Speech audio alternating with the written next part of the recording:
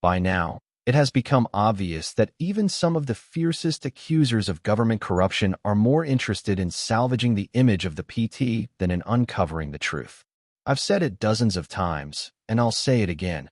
Organized leftism, not the PT alone, but the network of parties affiliated with the São Paulo Forum, is more powerful than Congress, more powerful than the business sector, more powerful than the judiciary, more powerful than the church, more powerful than the media, more powerful than the military. No one has the means to punish it, no matter what it does. To this movement, the Brazilian state is nothing but malleable material, a tool to be shaped and reshaped at its will, in whatever style it chooses, provoking nothing more than isolated, weak, and impotent complaints. The mere fact that its opponents restrict themselves to criticizing minor details, without the courage or ability to expose the ideological and strategic framework behind it all, is already the most damning proof that they have been defeated, are submissive, clinging to futile excuses to avoid recognizing the scale of the tragedy that persistent cowardice has led them into. They bicker over retail matters because they know they've already lost wholesale. And I'm not talking about Brazil alone. The entire Latin American continent, with the exception of Colombia, Chile, and a few small Central American nations, is already under communist control and will not come out unscathed, just as no people subjected to a similar experience ever have. From the moment the very sectors most invested in the survival of capitalist democracy fell for the hoax of the end of communism and suppressed in themselves every last trace of anti-communist instinct, they were virtually dead and buried. Starting with the media moguls, frightened little rabbits, trembling before the communist chieftains they themselves empowered, and before the state-owned banks that prop up their struggling companies. The fate of Latin America is sealed. The future is called the Union of Socialist Republics of Latin America. The prophecy of Fidel Castro, issued at the Fourth Assembly of the São Paulo Forum, is well on its way to being fulfilled. The international communist movement is already reconquering in Latin America everything it lost in Eastern Europe. With one major difference. In Eastern Europe, it advanced over the corpses of heroes and martyrs. In Latin America, it glides effortlessly over the formless paste of cowardice, omission, and collaborationism. And don't be fooled into hoping for some American rescue operation. The rise of communism in Latin America is in the highest interest of the American Champagne left, which represents the cream of the country's economic elite and, on a global scale, the intellectual and financial vanguard of globalism. It's true that this crowd faces fierce resistance from American conservatives and nationalists, but they began fighting far too late. Only in the 1980s, while the left had already dominated elite circles, universities, entertainment, and major media outlets since the 1930s. Today, leftists control the flow of official aid to the Third World, which, along with billions in foundation money, funds revolutionary movements while being systematically denied to anything remotely right-wing. Try it for yourself. Submit a project inspired by Judeo-Christian values, the defense of individual rights, or free market economics, and ask for funding from any U.S. government agency or mega foundation. At best, you'll receive polite brush-offs. Now propose some nonsense under the banner of fighting inequality, abortion rights, feminism, or LGBTQ issues, and the coffers will open wide. Of course, there are many people in America opposed to this. Of course, conservatives now have the support of the majority of the U.S. population. Of course, a rediscovery of traditional American values is creating real challenges for the leftist elite. But still, it will take decades of struggle before that can translate into a true shift in American foreign policy. Even in the Middle East, where Bush's plan to spread democracy among Islamic peoples has achieved spectacular success, acknowledged even in Brazil by an old-school leftist like Caio Blinder, internal support for the president is continually sabotaged by propaganda campaigns so grotesquely dishonest they border on hallucination, threatening to abort the American effort and return Iraq to Saddam Hussein's gang. Under such conditions, how could the U.S. possibly intervene in Latin America? When the left itself loudly proclaims as imminent what is, in fact, a glaring impossibility, it's only because it knows how to exploit the dual psychological effect, both stimulating and numbing, of deceptive propaganda, to inject fear and hatred into the hearts of gullible nationalists, especially among the military. and to soothe idiot businessmen with false hopes and delusions. Perhaps the greatest foolishness of the anti-PT crowd is the confidence they place in the PSDB.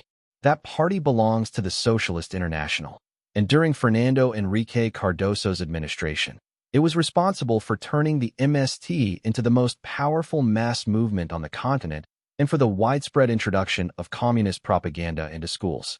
To accept it as the embodiment of the right wing is to fall into the PT's verbal trap, which defined moderate leftism as the extreme limit of acceptable right-wing thought, criminalizing everything beyond that in order to secure for itself control over the entire political spectrum, effectively blocking the emergence of a genuine capitalist democratic opposition. Fernando Enrique himself, to the enthusiastic applause of PT member Christovan Bark, already declared that his party has no ideological or strategic differences with the PT, that between them there are only minor power disputes, inevitable even within a Soviet regime, and that the ultimate goals of both are exactly the same. The childish malice of the Brazilian public may interpret this statement as nothing more than a superficial concession, a sly country boy ploy.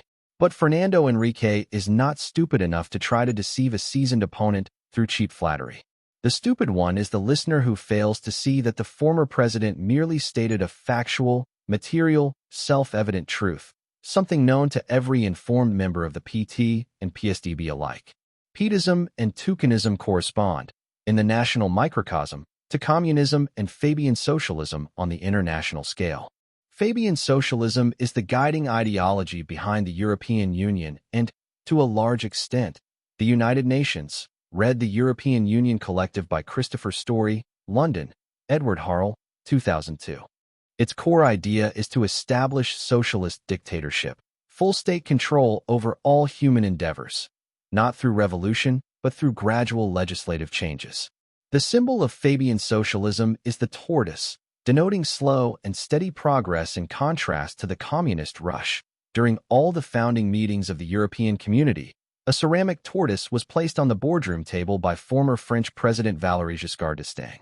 Today, it's well known that the founders of Fabian socialism, Sidney and Beatrice Webb, acted under direct guidance from the Soviet government, presenting what seemed like an alternative to communism that was, in fact, just communism by more anesthetic means. 8 decades later, the division of labor has not changed, nor have the internal squabbles that serve only to throw sand in the audience's eyes. When Fernando Enrique declares that, in the investigation of the Mensaleo scandal, it is important not to destroy the PT, he knows exactly what he's saying. The idea is to secure for the PSDB a slightly better seat within the socialist power scheme, not to eliminate that scheme altogether. The immense international support this scheme enjoys from globalist circles in Europe and the United States can be measured by the fawning over Lula by the American mainstream media, rabidly anti-Bush, by various European governments, and by the International Monetary Fund itself, which, no one seems to know, is a globalist bureaucracy, not the bastion of economic freedom that leftists portray it as in order to disguise the aid they receive from it. If there's anything that disgusts and irritates me, it's having to abandon the realm of analysis and diagnosis, where I move freely, for that of practical suggestions, which are the business of politicians, not scholars. I hate giving advice, but there is one piece I can't withhold. It is insane stupidity to try to combat a broad strategic scheme with scattered accusations, when the scheme in question includes everything from the ideological poisoning of young children to vast international networks of economic, political, media, and military support. If you really want to do something effective against leftist hegemony, stop fooling yourselves with the utopian belief in half measures. Stop trusting investigative committees presided over by the accused themselves. Stop trying to pierce an elephant's hide with sewing pins. Admit that against a continental-scale communist strategy, only an equally broad anti-communist strategy can make a difference. Admit that the only thing that can save you is exactly what you most fear, a systematic, comprehensive ideological confrontation. Embrace the defense of Judeo-Christian values, the Western model of democracy, individual liberties, and say the name of the enemy out loud, communism. If you're afraid even to name the beast, how can you hope to defeat it? I know it's late, far too late, to begin a fight of this magnitude. But there are still things that can be done with modest means and great effectiveness. One of them is this.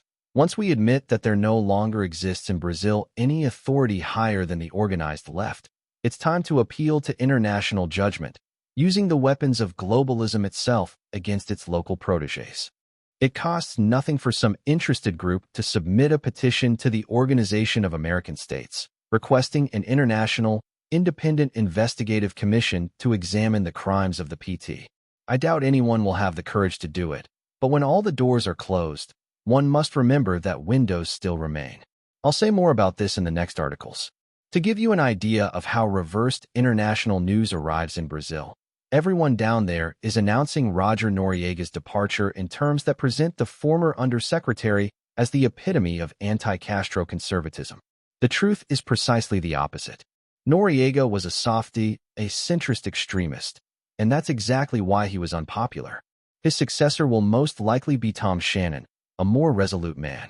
This still won't bring about a complete shift in the State Department's Latin American policy from passive to active, but it will certainly represent a victory of conservatism over the bureaucratic inertia, pro-leftist inertia inherited from the Clinton administration. The purge George W. Bush began at the CIA now seems to be reaching the State Department. Tuesday, at the Hudson Institute in Washington, I attended a lecture by Roger Pardo Maurer, Deputy Assistant Secretary of Defense for Western Hemisphere Affairs, titled The Return of an Aggressive Foreign Policy by Cuba. The speaker said things everyone already knew, that there is growing Cuban interference in neighboring countries, that there is a Castro-Chavez axis operating in the continent, that Fidel Castro commands, and Hugo Chavez finances the agitation in Bolivia to bring the cocalero Evo Morales to power. A few hours later, the Venezuelan newspaper El Universal published, in its online edition, the reaction of Venezuela's ambassador Bernardo Alvarez, who claimed that Pardo Maurer's words were nothing more than a tactic to spread fear and garner votes in favor of the Central American Free Trade Agreement. This response is a prime example of foolishness.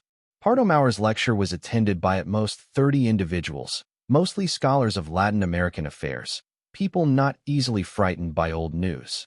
And there was no government representative present, except for the speaker himself, who therefore could not reasonably expect any concrete action from the audience. The importance of the ambassador's reaction lies not in its content, but in the mere fact that it occurred. There was no official representative from the Venezuelan government or media at the Hudson Auditorium. Some well-camouflaged informant must have run straight to the embassy afterward to stir up intrigue. Nothing could be more typical of communism. Practicing Cold War tactics while accusing the United States of wanting to bring the Cold War back.